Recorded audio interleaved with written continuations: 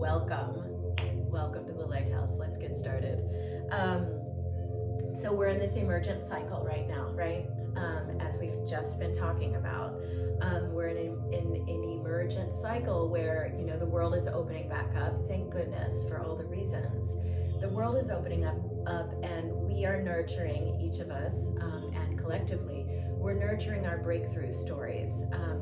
So we're learning in a very fresh way how to break the grip of the riptide that has been this past year. So we're setting the stage for our breakthrough stories, so it's always very useful if we can utilize some of our breakthrough practices, which is what we're going to do today, to utilize the breakthrough practices to help us remember and to help us embody the fact that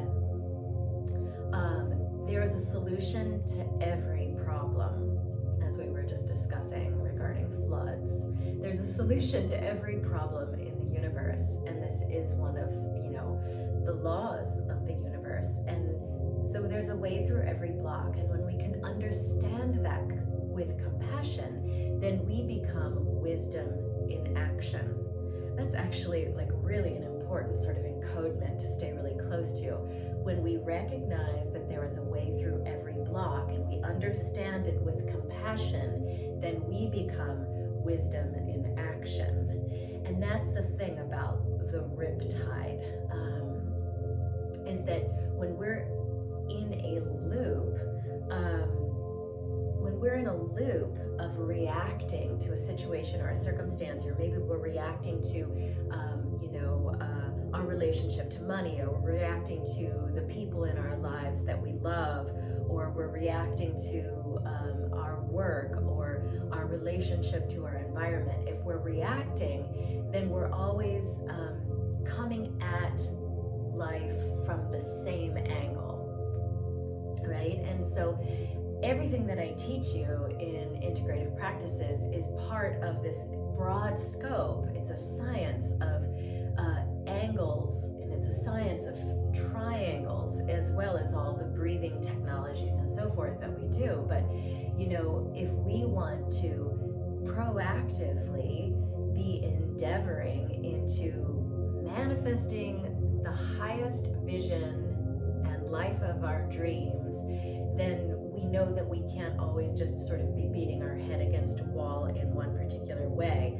And so as human beings, it's very easy to become a radio station, and we're tuned into a particular station that maybe is just a little slight bit off, that's causing us to have distortion or fuzz in our consciousness and in the magnetism that we're emitting. So part of this getting clear, and part of really not just nurturing our breakthrough stories, but realizing our breakthrough stories, part of that is stepping into the frequency of knowing, and I'm always talking about frequency, right? And so 2 weeks ago, I think I was talking pretty heavily about the idea, the fact, the universal law, that there's either prosperous energy and frequency, or there's scarcity, frequency and energy. So it's always a choice, right? So these kinds of practices that we do, and today's breakthrough practice is all about getting into the frequency of knowing, so that we can remember our innate capacity and power to catalyze shifts regarding the people and the places and the things in our lives, so that we don't get stuck in the 3D groove and forget this power, but we become part of the coast that is the 5D, right? So breaking the grip of the rip. So just for a second, I'm not a surfer. I know that if I lived on the coast, I would probably be really into surfing because of my relationship to yoga and qigong and dance. I think that surfing would really be my thing. And I'm also not an oceanic swimmer, but I know people who are. And, my understanding is that if you find yourself in a rip current, you can't try to swim against it. You have to kind of like swim against, if the current is trying to pull you away from where you are trying to be, you have to swim along the shore. You have to go perpendicular. Here's the angles, right? The angles and the triangles. You have to swim perpendicular to the riptide. You have to swim along the shore in order to break the grip of the rip and to let go of the resistance that your physical being is experiencing in relationship to the current in order to unveil the solution. So in the case of, getting stuck in a big time loop of a riptide, you must swim in a different way. So how can we apply that metaphor for ourselves as swimmers in the ocean of life, so that we're not abdicating our power, but we're feeding it and we're fueling it, and we are befriending our power, and we're constantly able to be up-leveling, getting a high-level overview of what the options are. And again, like I said at the beginning, we need to understand that there's a way through every block, there's a solution to every problem, but we're only going to develop a relationship with that solution orientation if we're in the frequency of knowing. So that's what this meditation is all about, to see through the blocks, to understand the blocks with compassion so that we can become wisdom in action, so that we know when we need to go perpendicular versus parallel to the challenge, or maybe we need to go diagonal. So this is the Thunderbolt meditation. This is an awesome meditation, very old school meditation. The Thunderbolt meditation, it's called Tarshela. So you're going to create a kind of trident shape with your hands. Your right hand is going to go on top of your left hand. Make it so the right middle finger is stacked directly on top of your left middle finger, okay? Then bring all those inner 8 fingers together, so you've got 2 plates. And then outstretch the thumbs, like I'm demonstrating. And then tuck your elbows in alongside your ribs. And then extend your forearms through the wrists and through the whole span of the hands, right out in front of your navel center, or wherever, the length of your upper arms has the angle landing. So this is what you're going to do in terms of the arms. You're going to close your eyes down so they're 9/10 of the way closed, and you're going to set your gaze at the middle fingers. You're going to begin to, it doesn't take long, you're going to begin to feel a lot of energy moving through your hands. So you want to really work with the internal force with this, right? So you're going to be using the abdominal force, which I'll unpack here in just a second, but bring some activation frequency to how your hands are relating to one another and relating to the field around the hands and relating to that quantum field of possibility that we work with as meditators. So we're setting the gaze. So this Thunderbolt meditation, and I'm going to give you the mantra here in a second. This meditation is fabulous for balancing the gunas. So it's balancing the 3 qualities that exist in all of creation. So we have that which is rajasic. So rajas is everything that is dynamic and moving and ever changing. So this is going to bring some rajasic essence to your ability to shift paradigms. So it's balancing what is rajasic, it's balancing what is tamasic, which is substantive and grounded, and sometimes also resistant and sometimes also sticky. So this is one of the qualities that exists in all creation, and also a quality that exists in the creation of our physical bodies. And then it's bringing balance to what is sattvic, which is luminous, self-effulgent, boundless, in relationship with what is infinite, okay? So it's balancing all these three individual qualities, and it's creating a balanced relationship between them all. So there's that. It's also balancing your nervous system, and it's activating your body's self-healing processes. This is really important as practitioners. We want to, and it has been a big emphasis of mine as a guide this year, is to have activation in the self-healing processes. So we're becoming less and less dependent on someone else or something else or a pharmaceutical or some quick fix or some distraction or some scroll or some snack or whatever, right? To try and get us back in the saddle. But we know that we can do it through the caliber of our discipline and our focus. And this is also a great meditation. It can be particularly useful for restoring mental balance when we feel like we're psychologically maybe off our beam a little bit. It happens to everybody, right? It's also super useful if we were working with any kind of phobia. And harkening back to what I was saying at the very, very beginning, it's fantastic when we're nurturing breakthrough stories. So right now, before we start working with the mantra, I want you to just take a quiet moment, and I'm going to quiet down too. And I want you to just listen in to what the current real-time breakthrough story is that you are tending the fires of right now. What's the most important? What's going to come through you now? The breakthrough story.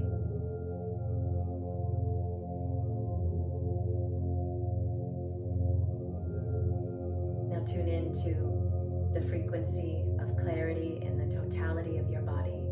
And before we start working with the mantra, I want you to tune into whatever emotion might be in you right now, and allow yourself to just have a willingness to sit with that emotion, whatever it may be, whether it's blissful or uncomfortable or disorienting, you name it.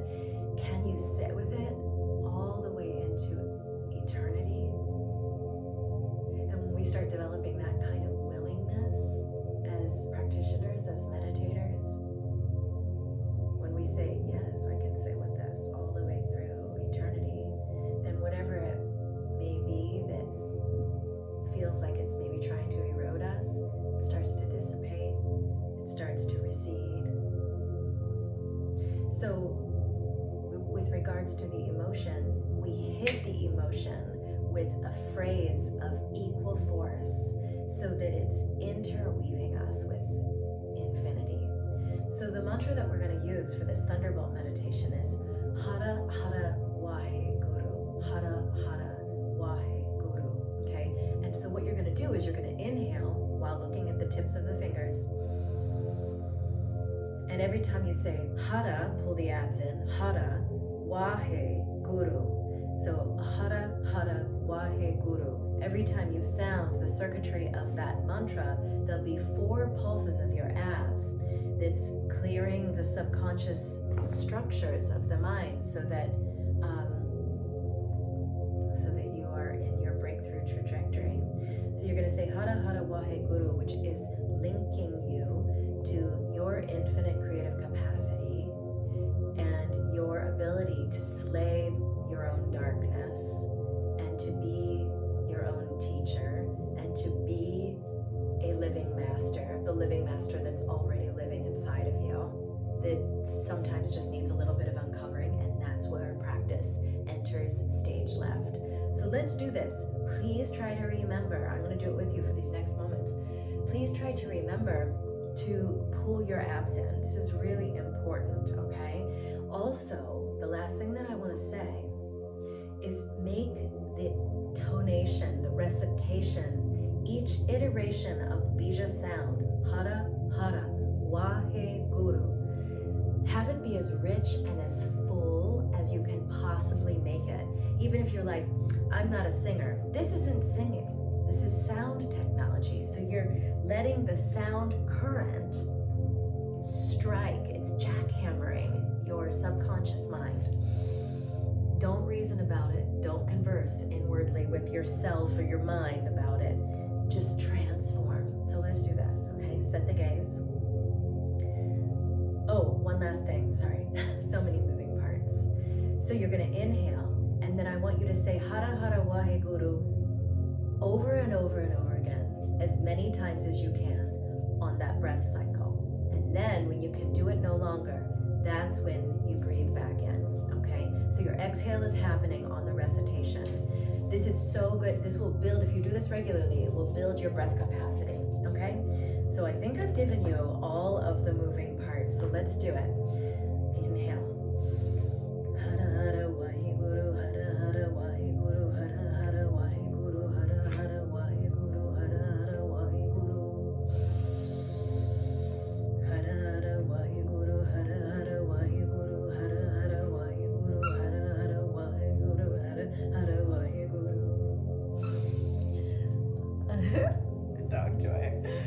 Hara Hara Waheguru, Hara Hara Waheguru, Hara Hara Waheguru, Hara Hara Waheguru, Hara Hara Waheguru, Hara Hara Waheguru. Hara Hara Waheguru, Hara Hara Waheguru, Hara Hara Waheguru, Hara Hara Waheguru, Hara Hara Waheguru. Notice I just slowed things down because I just tore out of the stables. You may need to slow it down too. Find your own pace, find your own rhythm with it. Hara Hara Waheguru, Hara Hara Waheguru, Hara Hara Waheguru, Hara Hara Waheguru, Hara Hara Waheguru. Hara Hara Waheguru, Hara Hara Waheguru, Hara Hara Waheguru, Hara Hara Waheguru, Hara Hara Waheguru. Hara Hara Waheguru, Hara Hara Waheguru, Hara Hara Waheguru, Hara Hara Waheguru, Hara Hara Waheguru, Hara Hara Waheguru.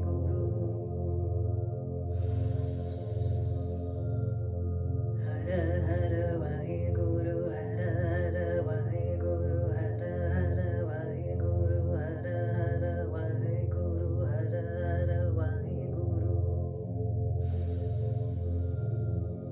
Hara Hara Waheguru, Hara Hara Waheguru, Hara Hara Waheguru, Hara Hara Waheguru.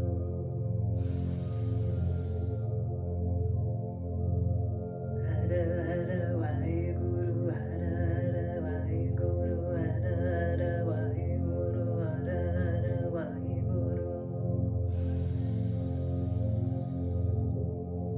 Hara Hara Waheguru, Hara Hara Waheguru, Hara Hara Waheguru, Hara Hara Waheguru, Hara Hara Waheguru.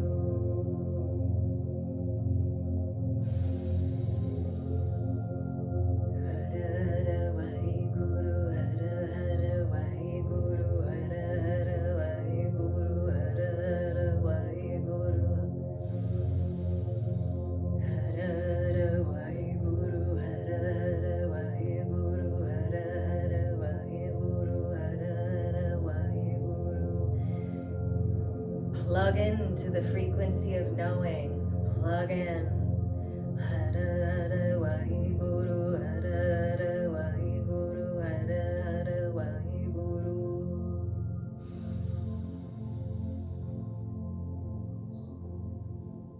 Hara Hara Waheguru, Hara Hara Waheguru, Hara Hara Waheguru, Hara Hara Waheguru. Hara Hara Waheguru, Hara Hara Waheguru, Hara Hara Waheguru, Hara Hara Waheguru.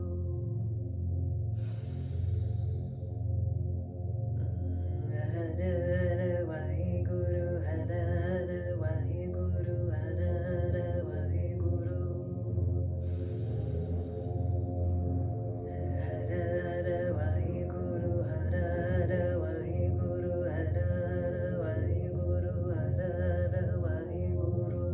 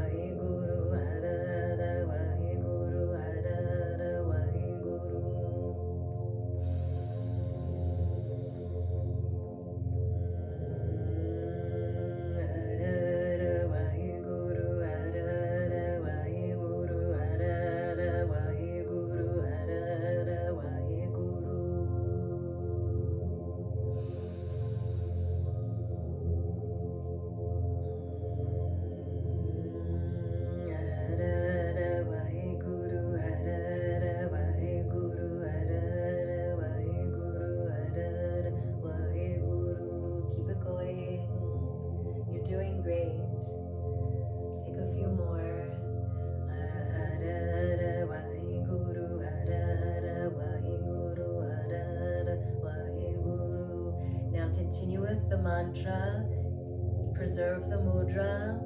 Close your eyes down all the way now and look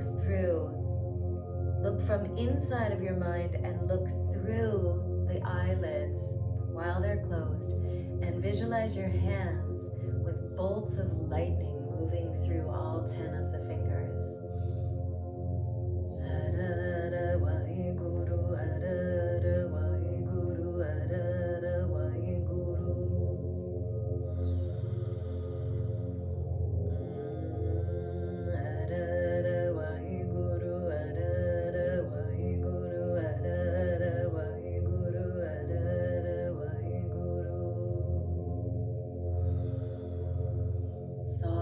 Softening, connecting to the boundless, to the ponderousness of the void.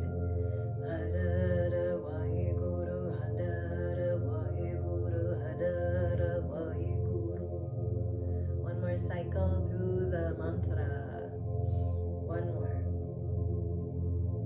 Balancing the three gunas, that which is rajasic, that which is tamasic, and that which is sattvic. And let it really awaken the sattvic, lightning-like nature of your highest self.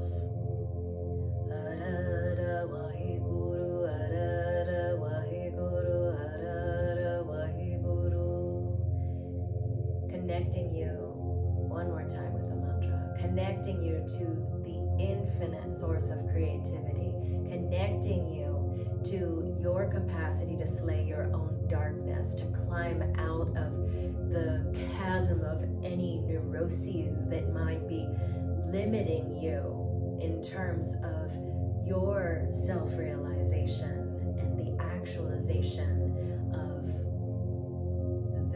the life that you know that you came here to live. Hara Hara Waheguru. Bring the hands out of the mudra. Having relaxed the mantra, eyes are still closed down all the way. So we did it in teacup form today, so this is a short form, which is still deeply efficient. So even 10 minutes of meditative frequency like what we just did is going to reverberate not just through the rest of the day and even into the hours when your body is sleeping tonight, but you're going to feel the impacts, maybe only in your subtle body, but all the way through into tomorrow.